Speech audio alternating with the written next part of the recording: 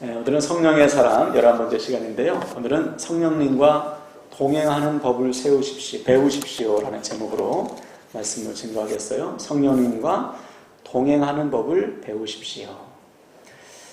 여러분, 기도는 오직 믿는 자만이 할 수가 있습니다. 믿음이 없으면 기도할 수 없어요. 그래서 우리가 기도한다는 것은 우리에게 믿음이 있다는 것입니다.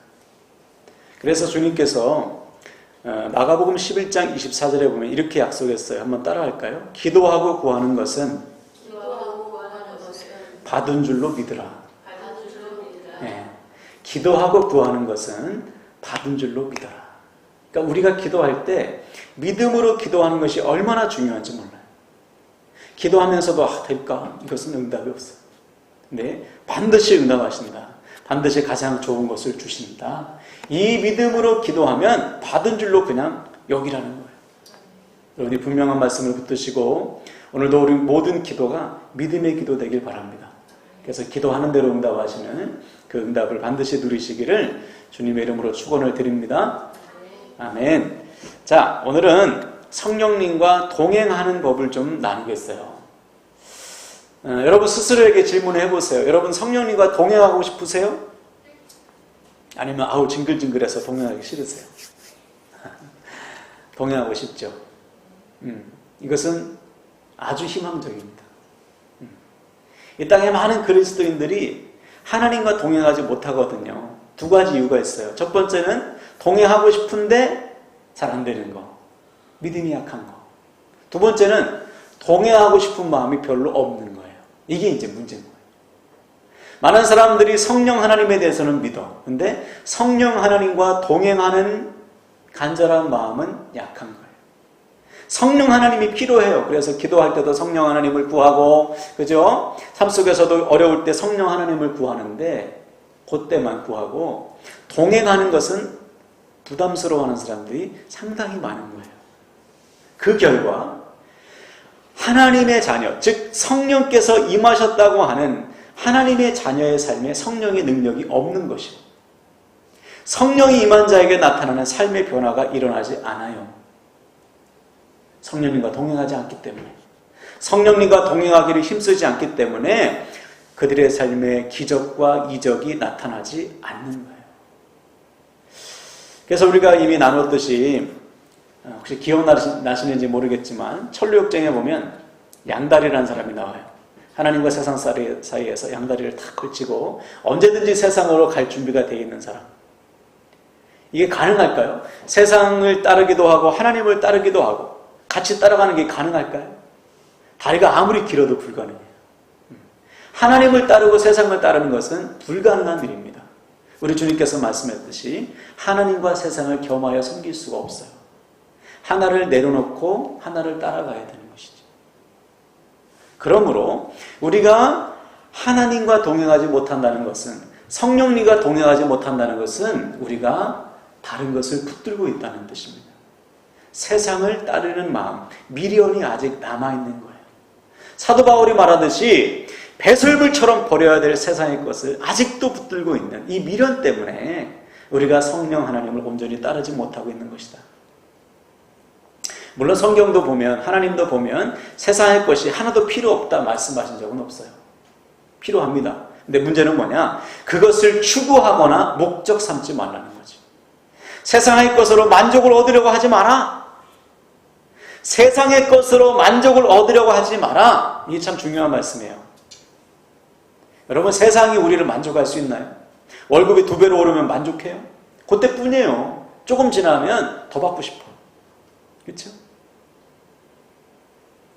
100평 집에 살면 만족하나요? 아니요. 200평 살고 싶어, 나중에. 한두 끝도 없어요. 세상의 것으로는 우리를 채울 수가 없습니다. 우리는 영적인 존재이기 때문에. 하나님만이 우리를 채울 수 있어요. 하나님에게만 만족이 있습니다. 그러므로 배설물처럼 버리지 못하고 주님을 따르지 못하는 우리는 결코 만족이 없는 거예요. 주님을 찾아왔던 부자 청년 기억나십니까? 주님을 찾아왔던 부자 청년? 영생을 물었어요. 주님께서 답을 줬어요. 야, 모든 것을 정리하고 가난한 사람에게 나눠주고 너는 나를 따르라. 주님을 온전히 따를 것을 명령했습니다. 근데 이 청년이 어떻게 했죠? 근심하며 떠나갔어. 주님을 따르려는 마음이 있긴 있어. 근데 그것보다는 물질의 마음이 더 있는 거예요. 그러니까 못 따라갔어. 주님을 따르지 못하게 하는 세상의 것에 아직 붙들려 있는 모습, 그런 사람들은 절대로 성령님을 따라갈 수가 없는 거예요. 그러므로 사랑하는 여러분, 성령님과 동행하는 삶을 살기 위해서는 이 우선순위를 반드시 정리하셔야 돼요. 어떤 분은 이럴 수 있어요. 아이, 목사님 꼭 성령님과 동행해야 돼요. 우리 이미 구원 받았는데, 그럼 그것으로 됐지. 성령 하나님을 우리가 꼭 따라가야 됩니까? 구원받은 것으로 끝나면 안 돼요. 이렇게 말씀하시는 분은 아직 구원받지 못한 분이에요. 여러분, 우리가 어떻게 구원받았어요? 예수 그리스도의 죽으심과 부활로 구원받았죠. 구원받은 자에게 예수의 영인 성령이 있지 않습니까? 아멘이세요? 근데 어떻게 성령을 따르지 않습니까? 십자가의 주님을 보고 나의 주님이라고 말하면서 어떻게 우리가 주님을 따라가지 않냐 말이에요. 있을 수 없는 일이에요. 그러므로 구원받으면 됐지 성령을 따르는 것은 불필요하잖아요. 이렇게 말하는 사람은 아직 구원받은 사람이 아닌 거예요. 마치 이것과 같아요. 아, 결혼했으면 됐지. 같이 살아야 돼. 결혼했으면 됐지. 결혼하면 같이 살아야죠. 그렇죠? 주님을 믿는 것도 마찬가지예요. 아, 구원받았으면 됐지. 꼭 우리가 삶 속에서 주님을 따라야 되는가? 이 사람은 구원받은 게 아니에요. 그래서 여러분, 혹시 우리 가운데 아직 내가 주님을 따르는 삶, 주님과 동행하는 삶, 성령님과 동행하는 삶에 대해서 내가 좀 부족하다, 그런 분이 계시다면 오늘 말씀을 통해서 다시금 성령님과 동행하는 회복이 일어나길 바랍니다. 아멘. 자, 그래서 오늘 본문에 보면 사도 바울의 고백이죠. 사도 바울이 3차 전도 여행을 마치고 이제 예루살렘으로 돌아가서 보고를 해야 됩니다. 그런데 기도하는데 성령께서 너 가면 환난이 너를 기다려. 아, 이런 말씀하시는 거예요. 그런데도 가라는 거예요. 환난이 기다리지만 가라, 이 말씀이죠. 그래서 이제 기도를 끝나고 나서 채비를 하고서 가려고 하는데 사람들이 다 말려. 제자들도 말리고 형제들도 말리는 거예요. 그러니까 사도 바울의 제자들도 말리고 사도 바울의 동역자들도 다 말려요. 왜 그래? 물어보니까 야, 나 기도하니까 너 환난 당한다. 나 기도하니까 너 예루살렘에 가면 너 매 맞아. 너 감옥에 갇힌다. 나 그거 봤어. 너 가면 안 된다. 그랬더니 오늘 바울이 말하고 있는 거예요. 23절에 오직 성령이 각 성에서 내게 증언하여 결박과 환난이 나를 기다린다 하시나.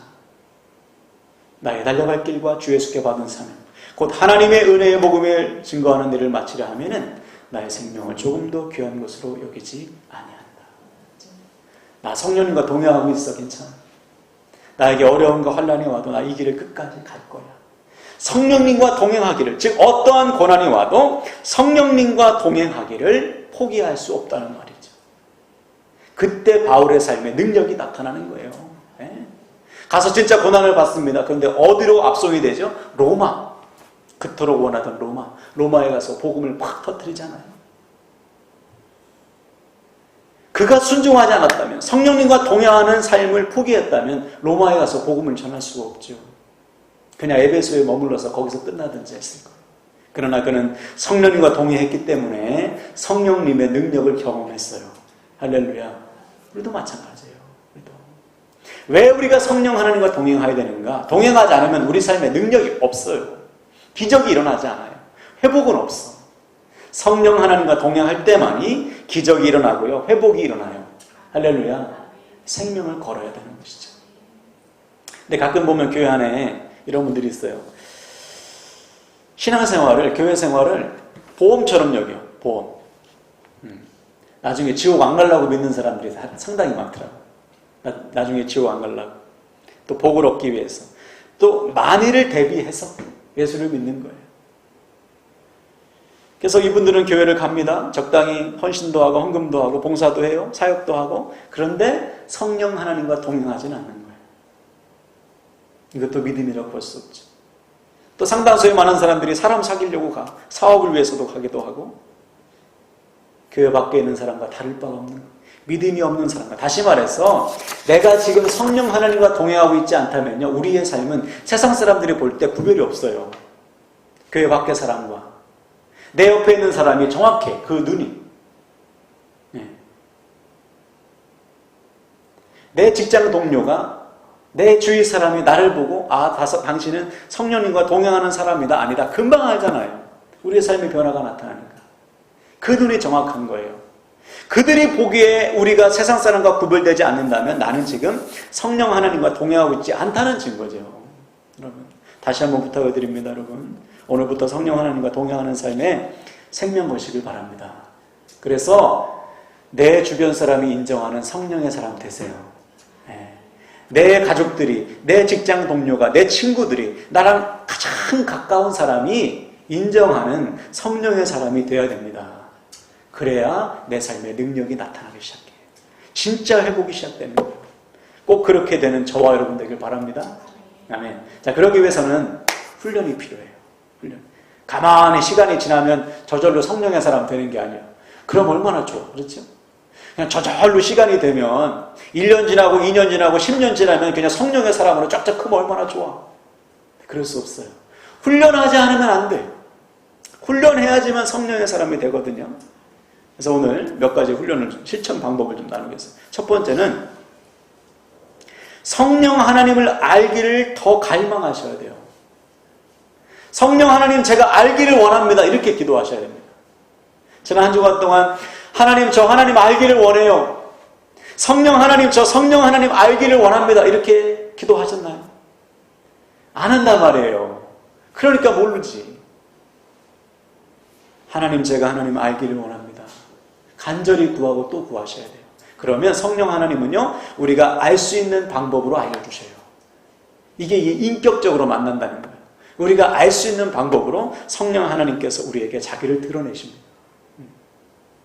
여러분, 날이 가면 갈수록 성령 알기를 원하시고 성령을 구하셔서 성령 하나님을 알아가시길 바랍니다.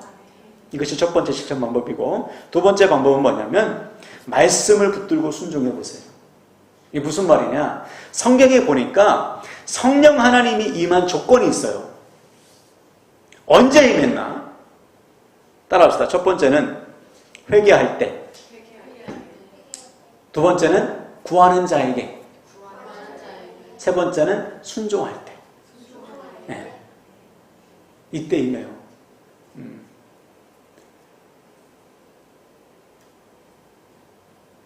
양육반에 다 나온 거예요.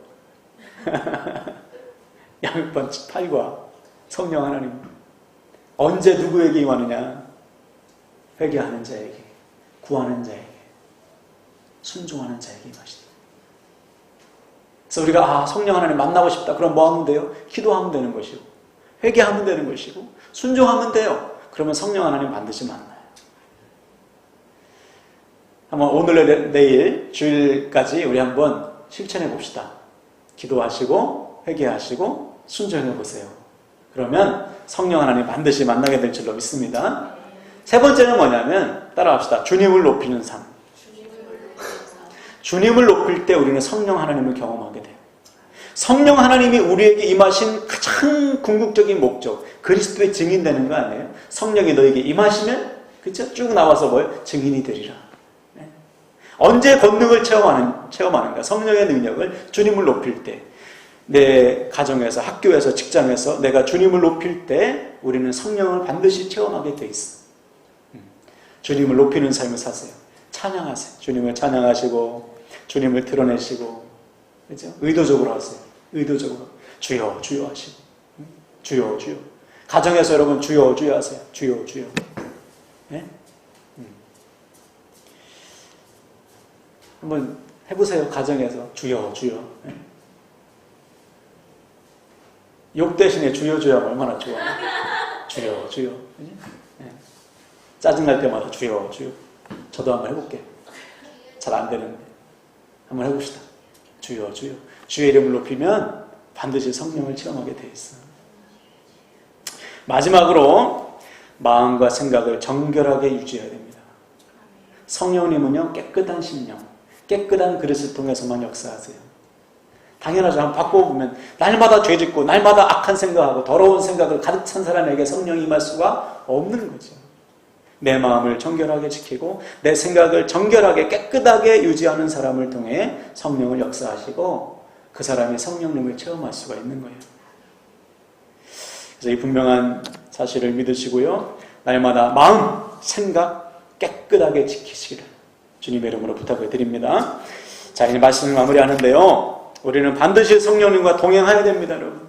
이것은 생명이에요, 생명. 동행하지 않으면 그 사람은 믿는 사람이 될 수가 없어. 그를 통해서는 능력이 없어요. 그러기 위해서는 반드시 우리가 훈련해야 되는데 날마다 성령님과 동행하기 위해서는 첫째, 성령을 더욱 알기를 원하세요. 말씀 붙들고 날마다 순종합시다. 세 번째, 주님의 이름을 높이시고요. 마지막, 마음과 생각을 정결하게 지키세요. 그래서 오늘부터 우리 사랑하는 자녀들, 우리 부모 세대 날마다 성령님과 동행해서 날이 갈수록 성령님을 더 알아가시고 성령의 능력 반드시 체험하고 간증하시기를 주님의 이름으로 축원을 드립니다. 할렐루야. 아멘. 자, 말씀 붙들고 찬양하겠습니다. 주님,